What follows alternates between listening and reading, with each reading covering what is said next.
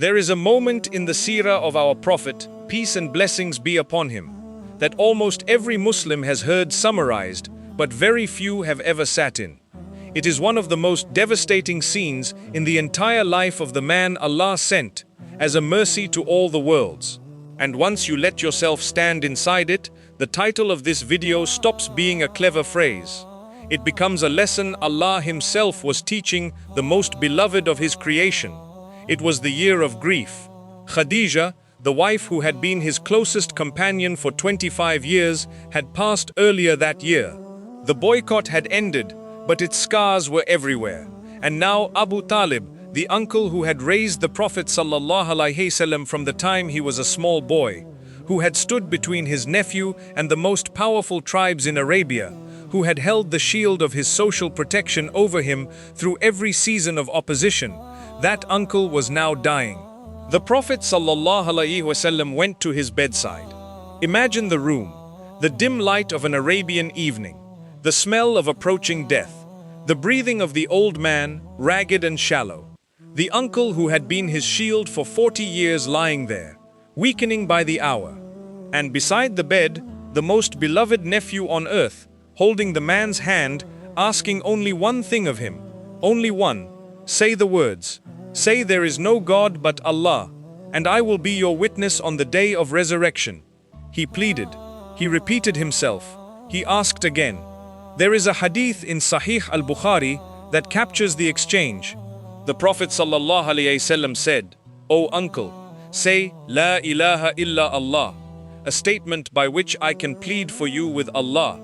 And other people in the room, old Quraysh men whose loyalties were to the religion of their fathers, leaned in and whispered to Abu Talib not to abandon the way of his ancestors.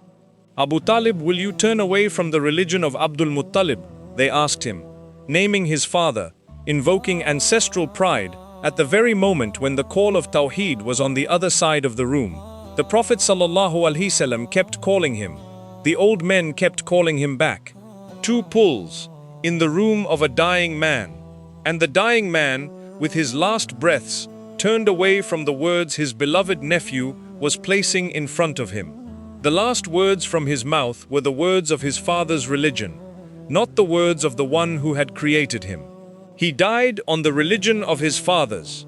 And the Prophet ﷺ, the mercy to the worlds, the most persuasive caller to Allah who ever lived, the man who could move hearts of stone with the recitation of a single ayah, could not move the heart of his own uncle in that final hour.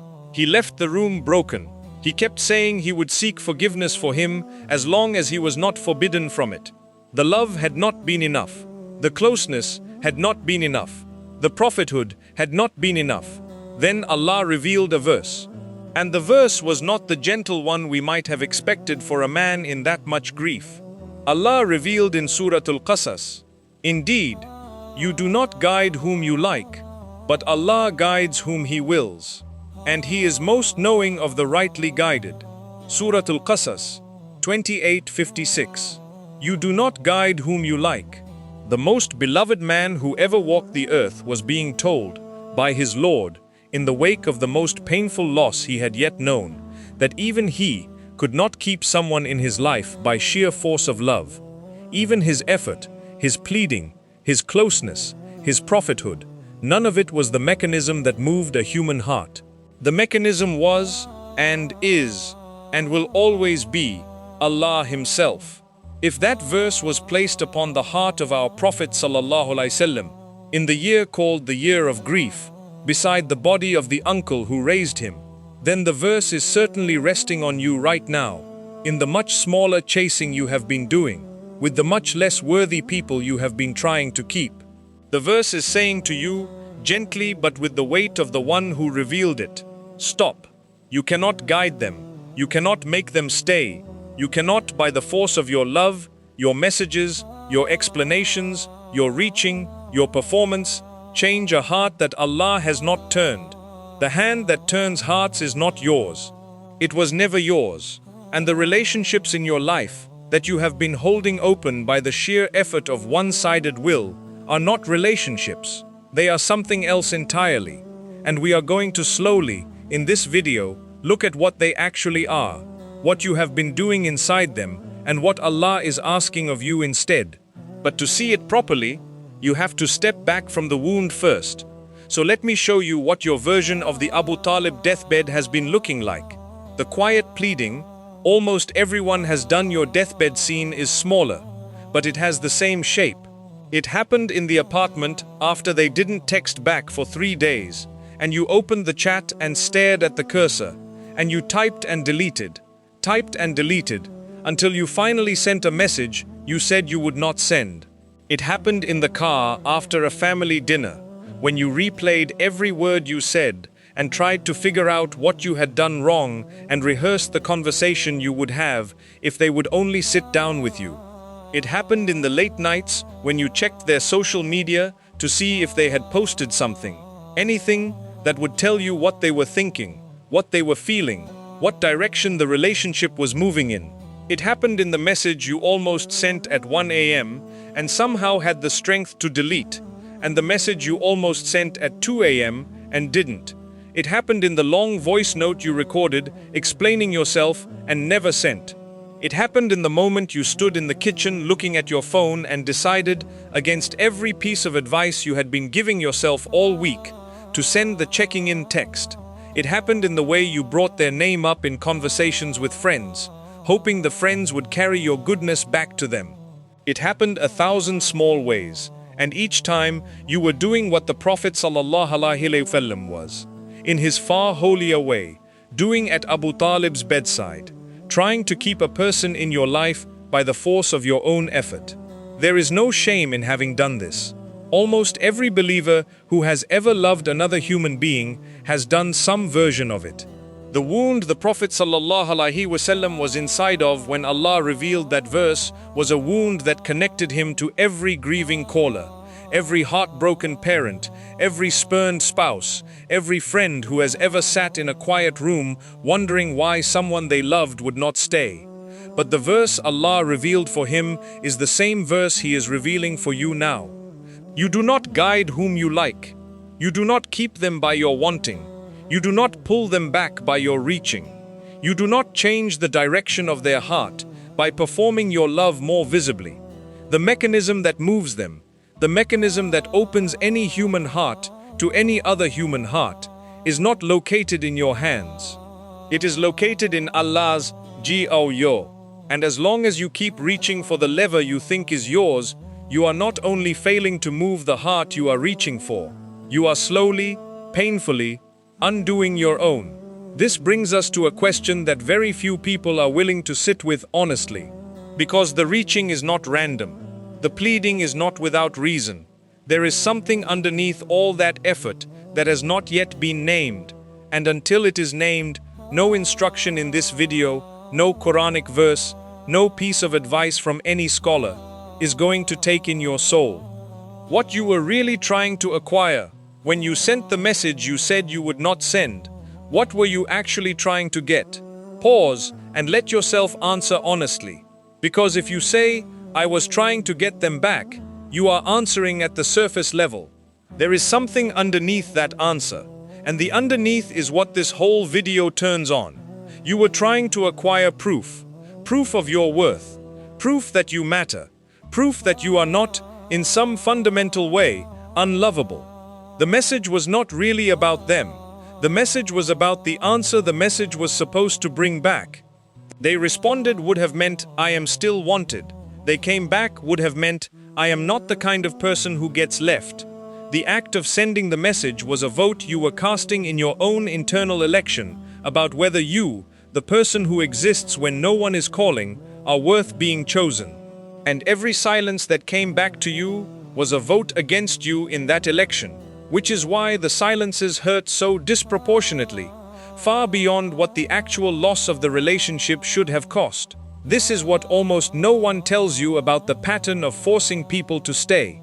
The pattern is not, at its core, about the people. It is about the self that has not yet found its anchor. The self that has placed its sense of being worthy of love in the response of other human beings. And so every withdrawal from those human beings is experienced as a verdict on the self, not as a verdict on the relationship. The Prophet ﷺ, in his pleading with Abu Talib, was not seeking proof of his own worth. His worth had been settled by Allah long before that moment.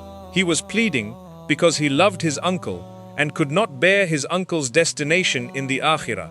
His grief was clean grief, the grief of a man who knew where his own value came from and was simply mourning a soul he could not save. Most of our grief, in our small chasings, is not clean. It is contaminated. It is part real love for the person we are losing, and part desperate need for the proof their staying would have given us. And when we cannot separate those two parts, we cannot let them go, because letting them go feels like agreeing with the verdict their absence is delivering on our worth. But the verdict is not theirs to deliver. Your worth was decreed by the one who decreed your existence. The same Allah who, in another place in the Quran, said, "We have certainly created man in the best of stature." Surah At-Tin 95:4. The dignity you are seeking proof of from a person who is not responding to your messages has already been written into your nature by the one who made you. It is not contingent on their reply. It cannot be erased by their silence. And every time you reach for them seeking that proof, you are looking for it in a place it was never going to be found. Because no human being has the authority to confirm or deny what Allah has already settled. The scholars of the heart have always understood this with surgical precision. They taught that the believer's worth, his qadr in the world, is a function of his closeness to Allah, not his standing with humans. They warned, again and again, about the disease of at-tawakkul ala al-makhluq, placing one's reliance on the created instead of on the Creator. They considered this disease one of the deepest spiritual sicknesses, because it places the believer in a position of permanent fragility, at the mercy of every human's mood, every relationship's weather, every withdrawal of approval he never should have needed in the first place. And so the chasing you have been doing is not fundamentally a problem of attachment to a person. It is a problem of attachment to a source. And the source you have been attached to was never the source of what you were actually seeking. The source you needed has been waiting the entire time in a direction you have been too busy reaching sideways to face. The next part of this video is going to show you what facing that direction actually looks like. But only after we look briefly at one more piece of the puzzle that almost no one names, because naming it requires being honest about something that hurts. What their silence was always telling you. If they wanted to, they would. Read that line slowly, because it is one of the most underapplied truths in modern relationships, and it is the truth this title is asking you to finally sit with.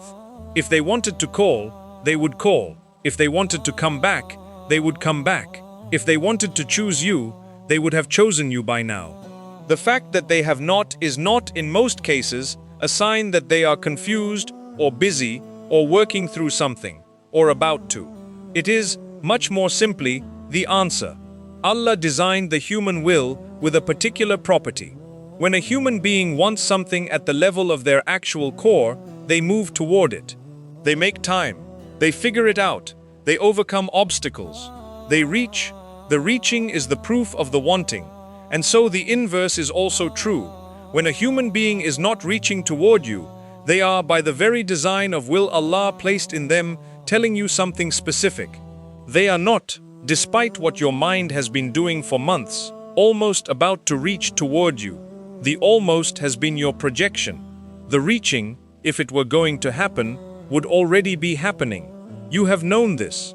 Some part of you has known it for weeks, possibly years. But you have been protecting yourself from knowing it by inventing reasons. They're going through a hard time. They're processing. They don't know how to express it.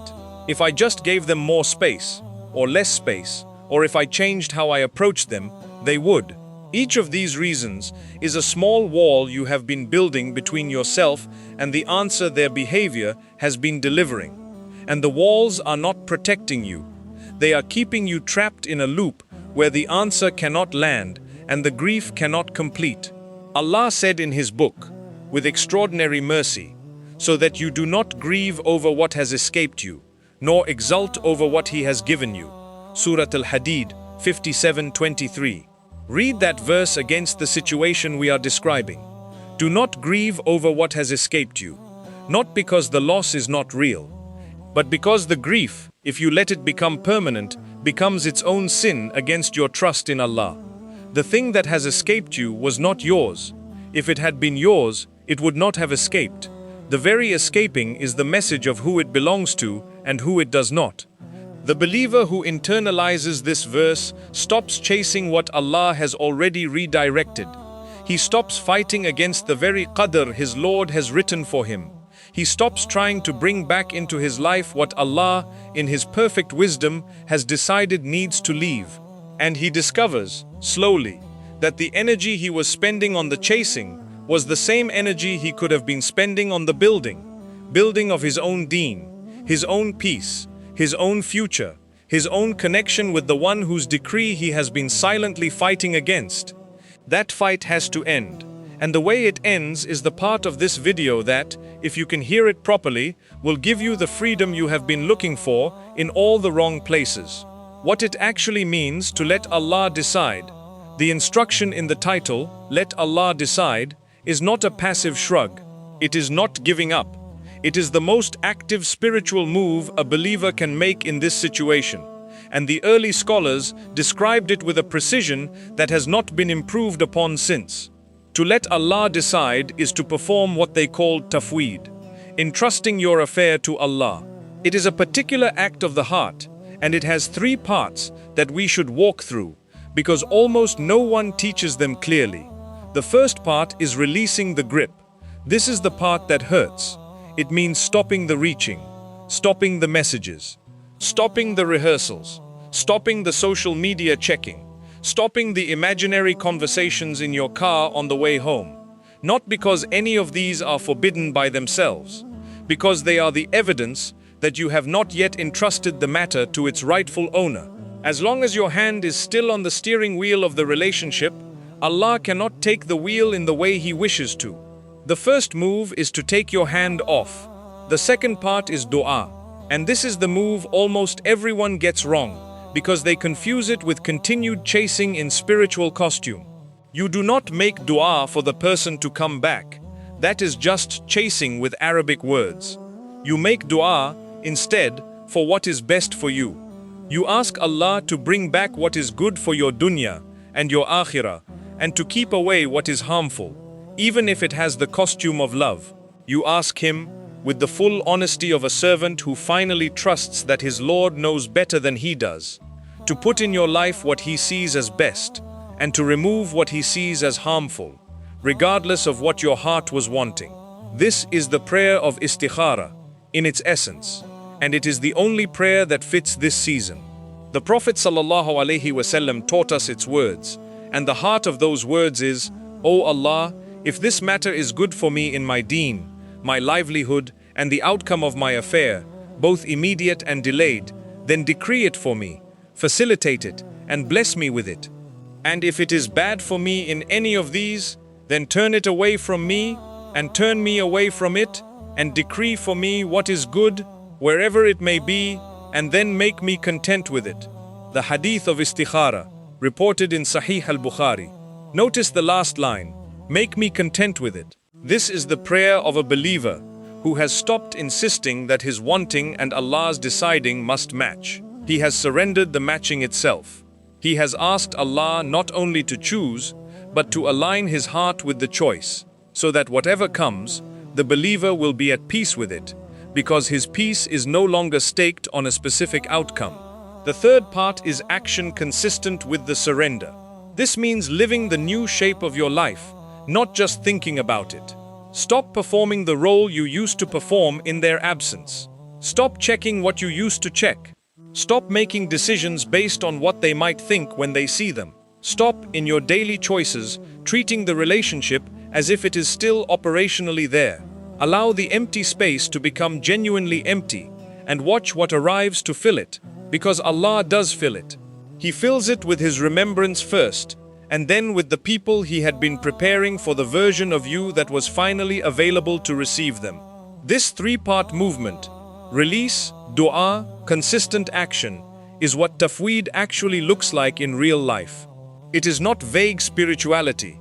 It is a precise sequence of inner and outer moves that returns the steering wheel to its rightful hand and allows the believer to begin healing in earnest. And the healing, when it arrives, will surprise you with how complete it can be.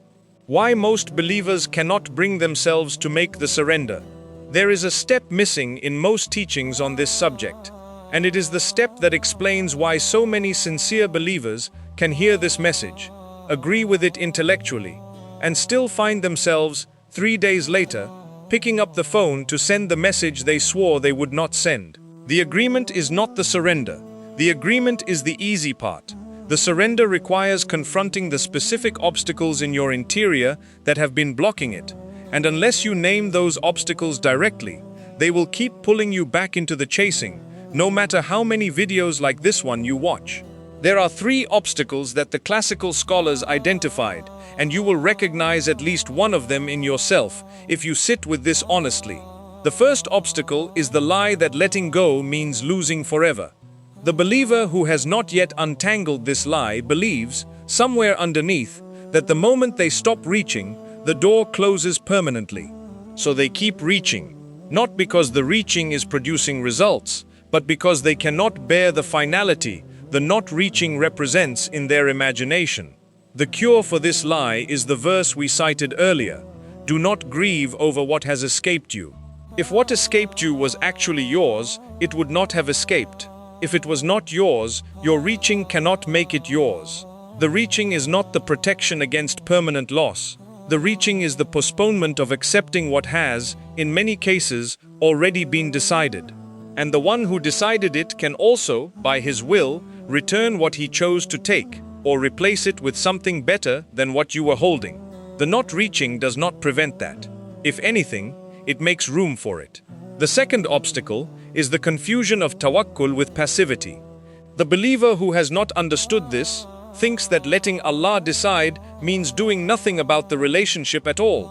So they refuse the surrender because they feel they should still be doing something. But tawakkul is not passivity. Tawakkul is active surrender. The Prophet ﷺ told the man whose camel he saw untied to tie your camel and trust in Allah, meaning take the means within your power, then entrust the outcome. In the relationship context, the means within your power are exactly the 3 moves we just described.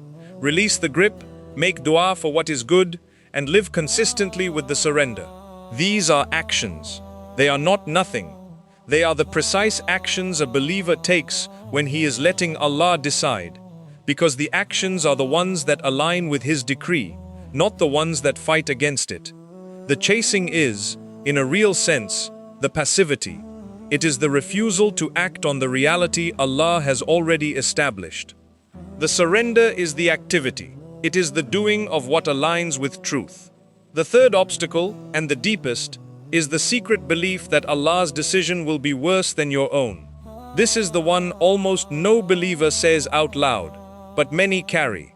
The thought goes something like, if I let go, Allah might not bring them back. Or He might bring someone but not this someone. And what I want is this someone. So I cannot fully let Allah decide, because His decision might not match my wanting. This is the deepest layer of the chasing. The quiet failure to trust that Allah's choice for you will actually be good for you. And it is a wound in the tawheed of the believer's heart that has to be addressed before any surrender can happen at all. Allah said in His book, perhaps you hate a thing and it is good for you, and perhaps you love a thing and it is bad for you. And Allah knows, while you do not know. Surah Al-Baqarah 2:16. That verse, applied to relationships, is devastating. The very person you are chasing, the very one whose absence you cannot bear, may be, in Allah's knowledge, the worst thing for you. And the person He will send to replace them, whom you cannot yet imagine because they have not arrived, may be the very arrival you would have spent years gratefully thanking Him for, if only you had stopped chasing long enough for the arrival to happen. You do not know. He does. The whole question of letting Him decide rests on whether you can let yourself trust that the one who created you and called you to faith knows your own benefit better than you do. If you can sit with these three obstacles honestly, the lie of permanent loss, the confusion of tawakkul with passivity, and the secret distrust of Allah's choice, you can begin to dismantle them one at a time. They are not removed by lectures, they are removed by exposure. Every time you do not send the message and watch the world fail to end, the first obstacle loses strength. Every time you make a real dua for what is best instead of what you want, and watch your heart begin to align with the asking, the third obstacle loses strength.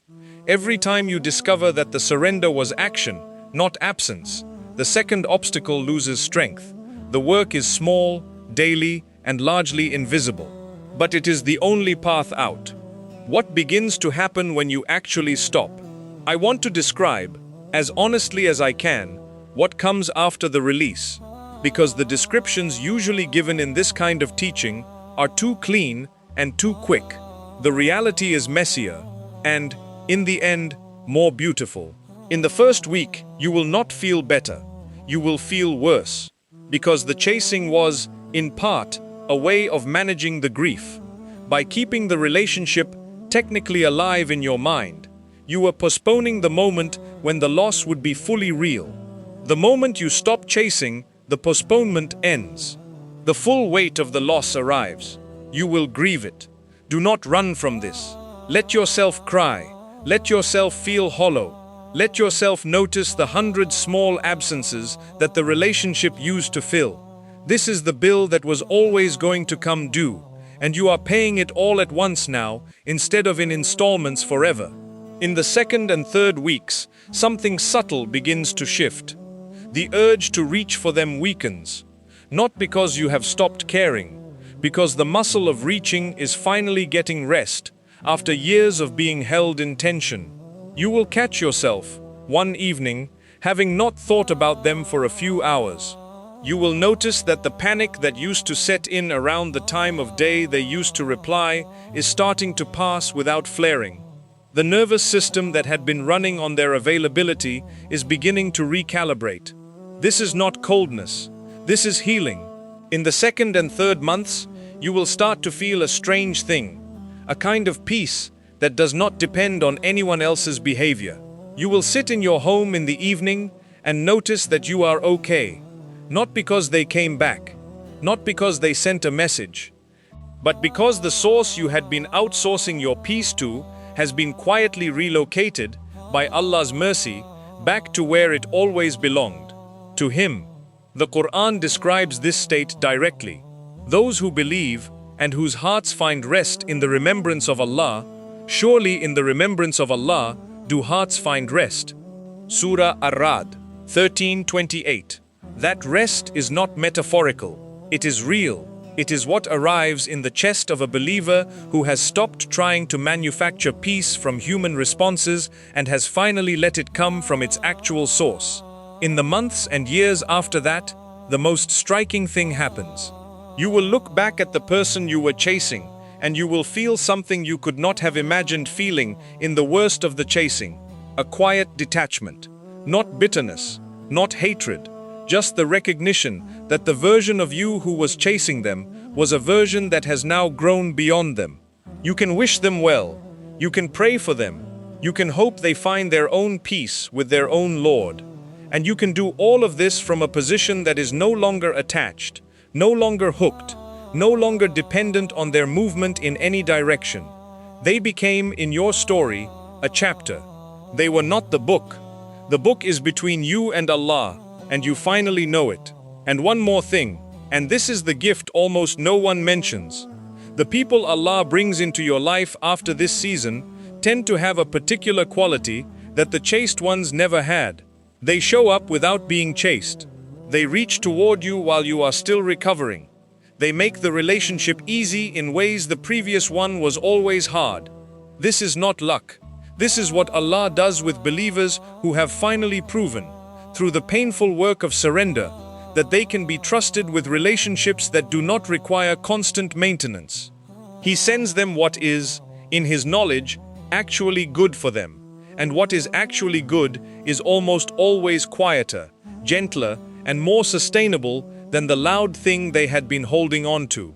The final reframe: honor through surrender. There is a saying among the people of knowledge that should be the closing thought of this entire video. It is a saying so simple that you can carry it for the rest of your life, and so deep that it can take a lifetime to fully live by. The honor of the believer is in his independence from people. The believer who needs no one's specific response to be intact is the believer Allah loves to elevate. The believer who can sit in solitude and remain whole, who can be left and not collapse, who can be ignored and not deflate, has stepped into a category that no human being has the power to demote him from. He has become, in the words of our tradition, ghani, rich in soul, regardless of his bank account or his social standing. And the one who is al-ghani, the self-sufficient, recognizes in such a servant a reflection of the very independence he alone fully possesses. This is not the same as being cold. It is not the same as being above love. The believer who has reached this station may still love deeply, give generously, weep at separations, and feel the human pain of human things. But his foundation is not in any of those things. His foundation is in his Lord. And so when the loves end, when the gifts are not returned, when the separations come, when the human things break, he remains standing. Because the foundation was never broken. The foundation was never in the relationships. The foundation was in the one who has been holding him before any of those relationships began and will hold him after every one of them ends. That is what "let Allah decide" actually means. It means transferring the foundation of your peace from the responses of human beings to the qadr of the one who is above all responses. It means letting the people who want to leave, leave. Letting the people who want to come, come. Letting the situation Allah has written unfold, and anchoring your inner life so deeply in Him that no human movement in your life can shake the rest you have made with Him. The Prophet ﷺ walked out of Abu Talib's room broken. He walked through the rest of his life carrying that loss.